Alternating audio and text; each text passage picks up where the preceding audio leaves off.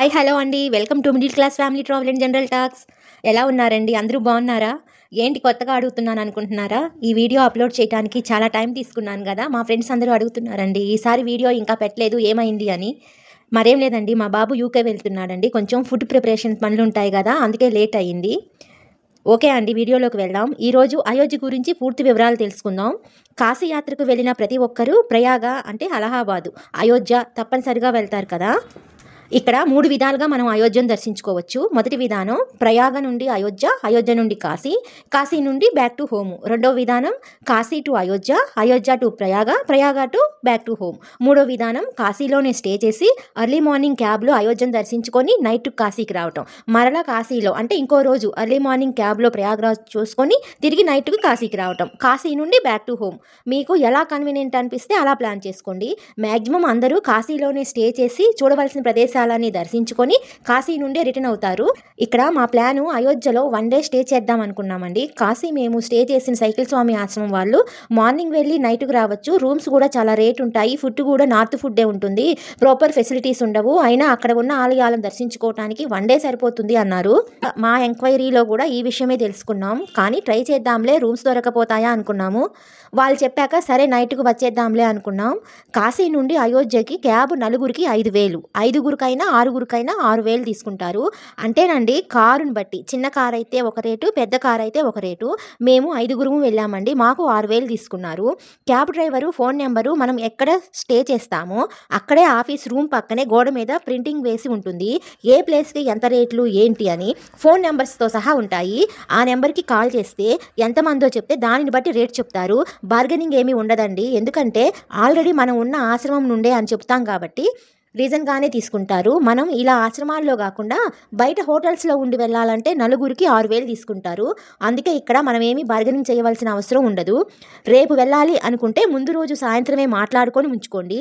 Early morning 3:30కి క్రిందకి రమ్మంటారు ready అయ్యి. ఒకవేళ మనం ఆ టైంకి డ్రైవర్ చెప్పిన టైంకి వెళ్ళలేకపోతే అతనే మన రూమ్కి వచ్చి కాలింగ్ బెల్ కొడతాడు. అంత ఖచ్చితంగా టైం టు టైం మెయింటైన్ చేస్తారు. మనం తిరిగి కాశీ వచ్చేసరికి నైట్ 9 అవుతుందండి. నవంబర్, డిసెంబర్, జనవరిలో వెళ్ళే వాళ్ళు స్వెటర్లు, జర్కిన్స్ వేసుకొని వెళ్ళండి. అయోధ్యలో చలి చాలా ఎక్కువగా ఉంటుంది. ఇంకా స్నాక్స్ కూడా తీసుకువెళ్ళండి. మీరు అయోధ్యలో సరయూ నది స్నానం ఆచరించాలి అనుకునేవారు ఒక పేర్ డ్రెస్ కూడా పెట్టుకోండి. ఇక్కడ ఏ ఆలయాల్లోనూ దీపం పెట్టడానికి అవకాశం ఉండదు. మేము డిసెంబర్లో వెళ్ళామండి. 3:30కు బయలుదేరదాం అనుకున్న వాళ్ళం మార్నింగ్ 7కి బయలుదేరాము.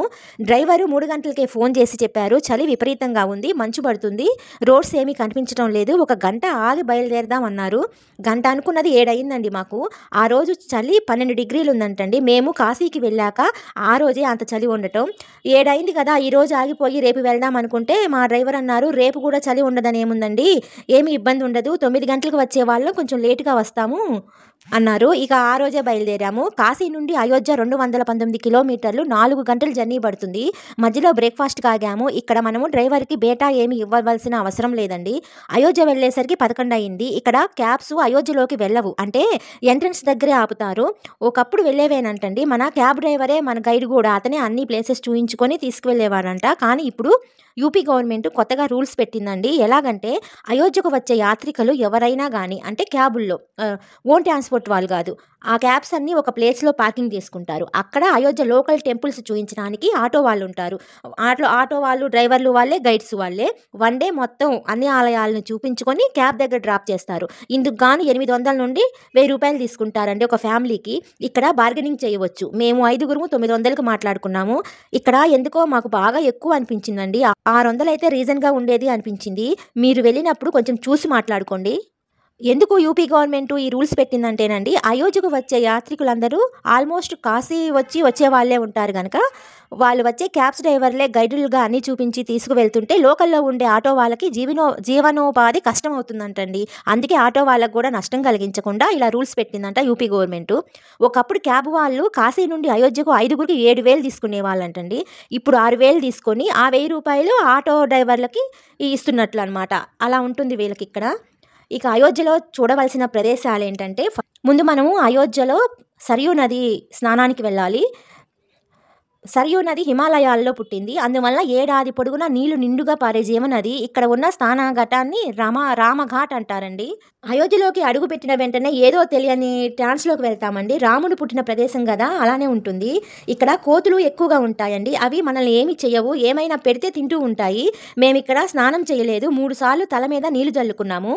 మేము వెళ్ళేసరికి 11:15 అయిందండి. ఆ టైం అయినా గూడా సరియు నదిలో వాటరు కాలు పెట్టలేకపోయామండి. చాలా చల్లగా ఉన్నాయి. అందుకే నీళ్లు జల్లుకున్నాము. ఇక్కడ వాతావరణం చాలా ఆహ్లాదకరంగా ఉంది. ఇక్కడ 20 మినిట్స్ టైం స్పెండ్ చేశాము. అక్కడి నుండి కనక మహలు, దశరథ మహలు పక్కపక్కనే ఉంటాయి. బాలరాముడిని దర్శించుకునే ముందు హనుమాన్జీని దర్శించుకునేవాలి. హనుమాన్జీని దర్శించుకునే రామయ్యని దర్శించుకోవాలండి. ఇక్కడ సరియు నది నుండి బయలుదేరే దారిలో స్టార్ ఫ్రూట్స్ బండ్ల మీద పెట్టి అమ్ముతున్నారు. మనకేమో ఒకటి 60 రూపాయలు ఉంటుంది. ఇక్కడ 10 రూపీస్ అండి ఒకటి. కట్ చేసి మసాలా పెట్టిస్తున్నారు. ఏంటివి ఇక్కడ ఇంత తక్కువ రేటా అనుకున్నాము. ఈ ఫ్రూటు ఇక్కడ పండిస్తారేమో అనుకున్నామండి. అయోధ్యలో ఎక్కడ పడితే అక్కడ స్టార్ ఫ్రూట్సే ఉన్నాయి. ఇదే కనకమహల్ అండి. ఇది కైకేయి నివాస భవనం అని చెప్తారు. సీతాదేవి నివాస గృహం అని కూడా చెప్తారు. ఈ భవనం చూడవలసిందేనండి. లోపల బయట శిల్పం చాలా బాగుంటుంది. లోపల మందిరం లాగా ఉన్న చోట సీతారాములు, ఆయన మిగిలిన కుటుంబ సభ్యులందరి విగ్రహమూర్తులు ఉన్నాయి. మందిరం అంతా వెండి, బంగారు పూత పూసిన రేకులతో చేయబడ్డది. సీతారాములిద్దరు ఉత్సవమూర్తి విగ్రహాలు పూర్తి బంగారంతో చేయబడి చాలా అందంగా ఉంటాయండి. కనకభవన్ తర్వాత మరో 3 ఆలయాలు ఉన్నాయి. మొదటిది భరత్ మిలాప్. శ్రీరాముడు వనవాసంలో ఉండగా భరతుడు ఆరుబయటనే ఆశ్రమం నిర్మించుకొని అక్కడే ఉండేవాడట. రావణ వదనానంతరం అయోధ్యకు తిరిగి వచ్చిన శ్రీరాముడు ఈ చోటనే భరతుడిని కలుసుకున్నాడంట. ఇది దశరథ మందిరం అండి. దశరథుని సింహాసనం ఉన్న చోట అంటారు. అలాగే పాదుకా మందిరము అని కూడా అంటారండి. వనవాసంలో ఉన్న శ్రీరాముని పాదుకలు తెచ్చిన భరతుడు ఈ ప్రదేశంలో ఉంచి రోజు పూజిస్తూ ఉండేవాడంట. దశరథ మహలు యాత్రికులతో రద్దీ విపరీతంగా ఉంటుందండి. ఇక్కడ మనం ఆలయాలన్నీ ఎలా పిలుచుకుంటాము, ఇక్కడ మహల్స్ అంటారు. రామ్ భజనలు చేస్తూ డాన్సులు వేస్తూ చాలా సరదాగా ఉంటుంది. ఇక్కడ అరగంట ఇక్కడే స్పెండ్ చేశాము. అక్కడ నుండి హనుమాన్ గడికి వెళ్ళాము. ఇక్కడ నుండి వీడియోని స్కిప్ చేయకుండా చూడండి. రామయ్యను దర్శించుకోవాలంటే ముందు హనుమాన్జీని దర్శించుకోవాలి. రావణ వదనానంతరం అయోధ్యకు తిరిగి వచ్చిన శ్రీరాముడు రాజ్యం చేస్తూ ఉండగా ఆయనను సేవించుకుంటూ హనుమంతుడు నివాసం ఏర్పరచుకున్న స్థలం ఇది అని స్థల పురాణం చెబుతుంది. హనుమాన్ గుడికి ఫోన్స్ తీసుకువెళ్ళవచ్చండి. కానీ ఫోన్స్ బయటకు తీసి పిక్స్ తీసుకునే అవకాశం కూడా ఉండదు. 2 కిలోమీటర్ల వరకు క్యూ లైన్ ఉంటుంది. చాలా రష్ అన్న పదం కూడా సరిపోదు. వెరీ వెరీ హారిబుల్ అని చెప్పొచ్చండి. ఆ తోపులాటలో నెట్లాటలో బ్యాలెన్స్ తప్పి ఫోన్ కింద పడి అనుకోకుండా పడిపోయింది అనుకోండి, అది ముక్కలు ముక్కలు అయిపోవాల్సిందేనండి. అలా ఉంటారు ఇక్కడ జనాలు. ఆ జనాలను చూసి అమ్మో ఇంత రష్ ఇక్కడే ఆరయ్యేటట్లు ఉంది, స్పెషల్ దర్శనం టికెట్లు ఏమైనా తీసుకొని వెళ్ళవచ్చా అని గైడ్ని అడిగాము. 500 ఇవ్వండి, వేరే రూట్లో తీసుకువెళ్తానని చెప్పాడు. ఓకే అన్నామండి. ఇక్కడ మనం ఏమనుకుంటామంటే ఇంత రష్గా ఉంది, 500 కదా త్వరగా దర్శనం చేసుకోవచ్చు అని అనిపిస్తుంది మనకి. వేరే రూట్ అంటే ఆ గుడిలో ఉండే సేవకులు, అర్చకులు గుడిలో నుండి బయటకు రావటానికి వెళ్ళటానికి ఒక చిన్న ద్వారం ఉంటుందండి.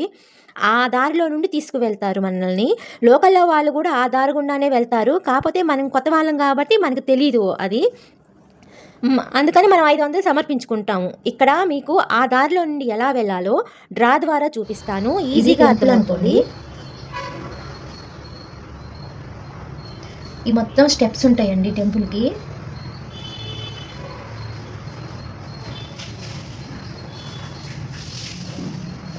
ఈ లైన్ ఈ మొత్తం అండి అందరూ ఇంకా క్యూ లైన్లో నించొని ఉంటారు. మనము హనుమాన్ టెంపుల్కి ఈ దారి నుంచి వస్తామండి. ఇది దారి వే. ఇవన్నీ షాప్లే ఉంటాయండి. మొత్తం షాప్లే. ఇటు ఇదొక గొంతు, ఇవన్నీ షాప్లేనండి. అయితే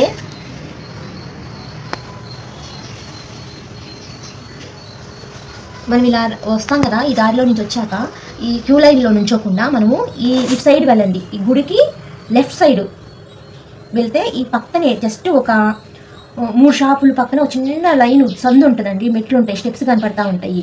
ఈ మూల మీద స్వీట్ షాప్ ఉంటుంది. ఆ షాప్లో స్వీట్స్ పూలో తీసుకోవాలండి.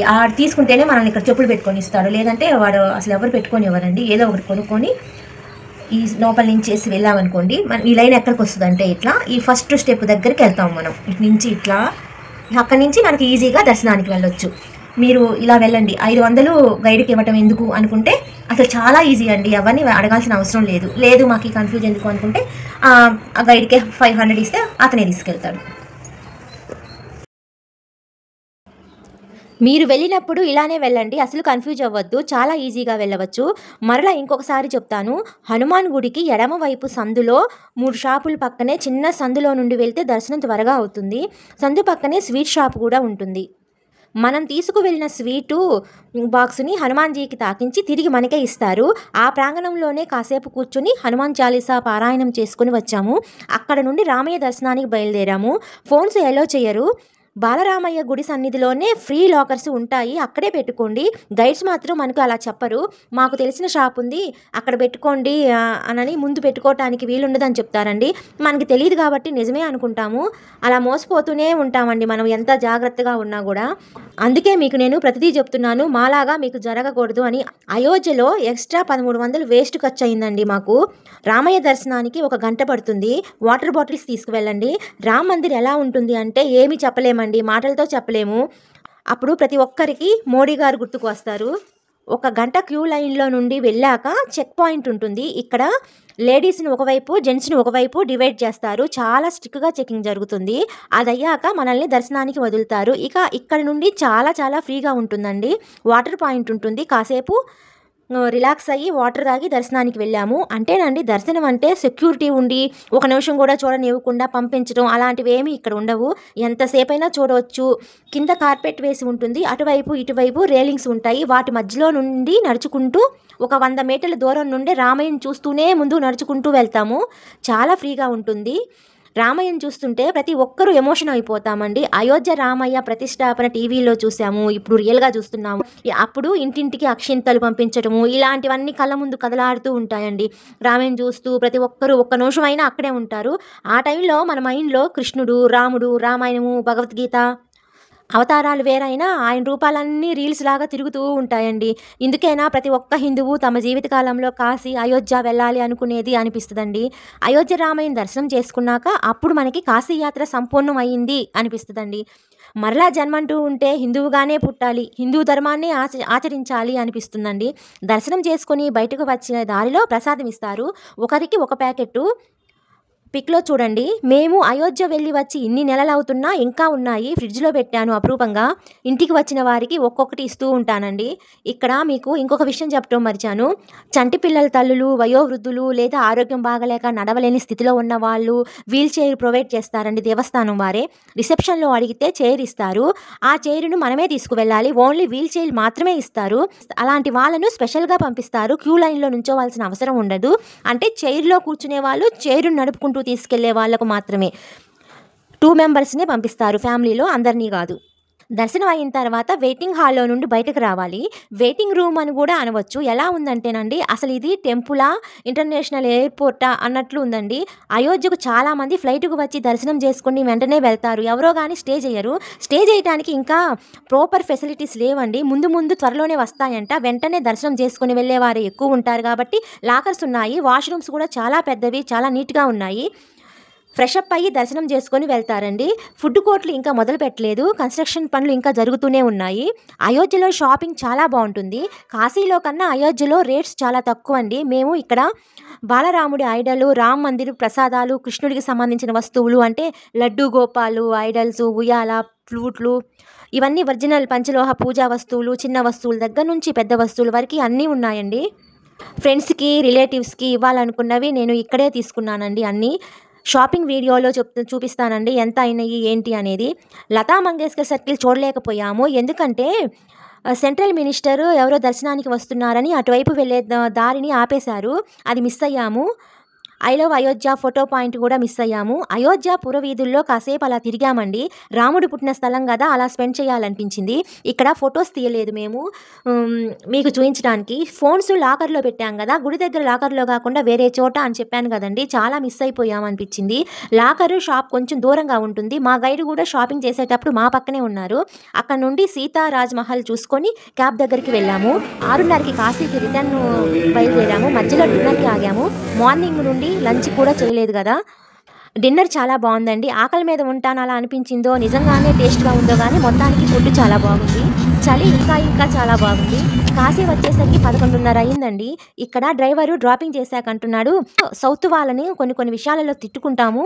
ఫుడ్ విషయంలో మాత్రం మీ తెలుగు వాళ్ళు మీతో పాటు మా బిల్లు కూడా మీరే పే చేస్తారు. మిగతా ఏ స్టేట్ వాళ్ళు అలా చేయరు అనంటే, సౌత్ వాళ్ళని ఎందుకు తిట్టుకుంటారు అని అడిగితే, ప్రతి చిన్న విషయానికి అరుస్తూ ఉంటారు, బేరాలాడతారు. అంటే అతని దృష్టిలో క్యాబ్ మాట్లాడుకునేటప్పుడు అంతకొస్తావా ఇంతకొస్తావా అని అడుగుతాం కదండి, అదంట. మరలా చెప్పిన టైంకి తీసుకురాలేకపోయినా గొడవ పడతారు అని చెప్తున్నాడు. మా హస్బెండ్ అన్నారు, అప్పుడు తిట్టాలన్నా పెట్టాలన్నా మా తెలుగు వాళ్ళమేను, మేము అలానే ఉంటాము అంటే, అతను ఒక చిన్న స్మైల్ ఇచ్చి మీతో జర్నీ చాలా బాగుందండి అని థ్యాంక్స్ చెప్పి, ప్రయాగకు కూడా నేనే వస్తానండి అని వెళ్ళాడు. మా అయోధ్య ప్రయాణం ఇలా జరిగిందండి. నెక్స్ట్ వీడియోలో కలుద్దాం. ఉంటానండి మరి.